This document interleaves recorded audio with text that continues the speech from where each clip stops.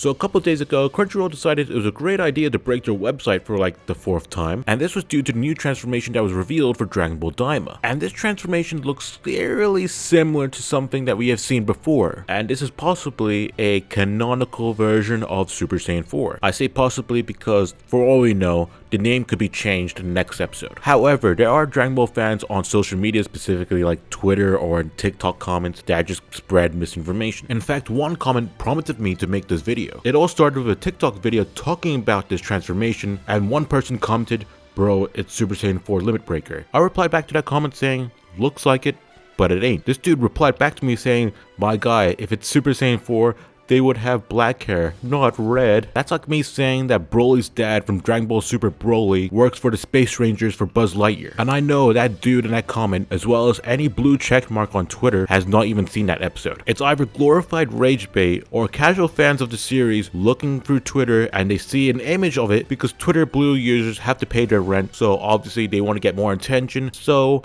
they would upload this image without any spoiler warning. And this would prompt casual fans to look at the latest episode and see what's happening. And some of these people might skim through the episode and just go straight to the transformation sequence. Unless they haven't seen the Tamagami number 2 fight against Vegeta, then they have no clue what Neva did to Goku to give him that transformation. Which, if you don't know, this character Neva is able to unlock people's transformations or unlock potentials through his own magic, but we don't know the full extent to this ability. For example, if these forms can only be achieved through him, how often he can use these power boosts, etc. Hopefully they do explain it in the next couple episodes. I'm even fine if they do it through an interview, but I feel like that would be kind of lazy if they do that. Okay, but let's go back to that Limit Breaker comment again. So why does he have red hair and not black? Well, it's simple. It's Toriyama's design. Or I think it might be because I've heard that the original creator of Super Saiyan 4, Katsuyoshi Nakatsuru, is also heavily involved in this project. So maybe he had some input for all we know. Either way, it's still different from Limit Breaker because, for one, those are different shadings of red. Point number 2, Goku is still a kid in this form. In GT, Super Saiyan 4 makes him into an adult for whatever reason. Point number 3, have you seen his apish proportions? Both of his arms look like Quagmires in that one episode of Family Guy. But this brings back to my point earlier, is this really Super Saiyan 4? And again, we don't know yet because we still have 2 episodes left as far as I'm aware. I know it looks like it, I know a lot of people are still calling it that, and even I'm referring to it by that name. But just like Broly, who was called the legendary Super Saiyan and had a transformation called the legendary Super Saiyan, Toriyama brought him back, gave him a similar type of transformation, but never referred to him by that name, which you can argue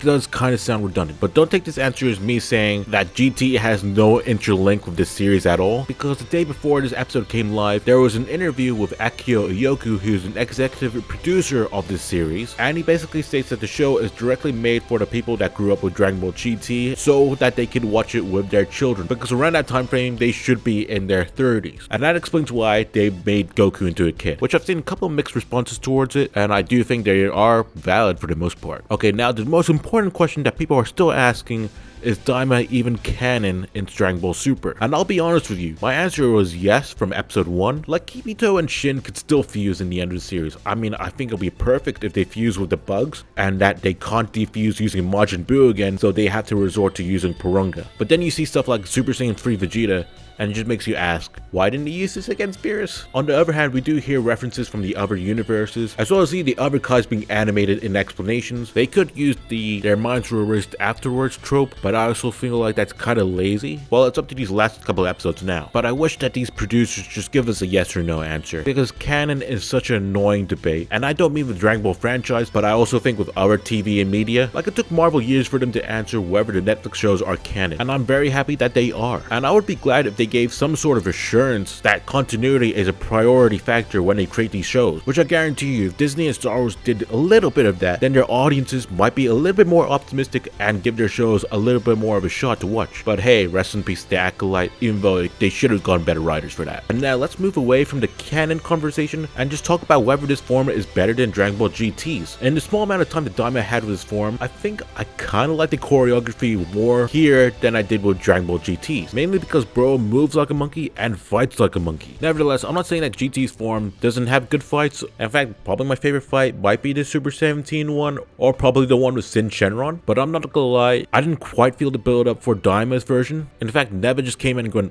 boop, and then he turns into monkey. Meanwhile, GT Goku had to get his tail back, he had to turn into a monkey, and I took an emotional memory from Pan as well as the planet Earth to make him finally transform. In terms of designs, I can go either way. I'm perfectly fine with either of them. And that is it. Those are all the talking points that I have for this one transformation that just came out for this one episode. Will we ever see it again? Hopefully. And Xenoverse 2 will probably make it into a DLC and then make an ultra super villain form of it or whatever as another DLC character. Thanks for watching, and if you have any questions, comment down below and I'll try to respond to them as fast as I can. And see ya next time.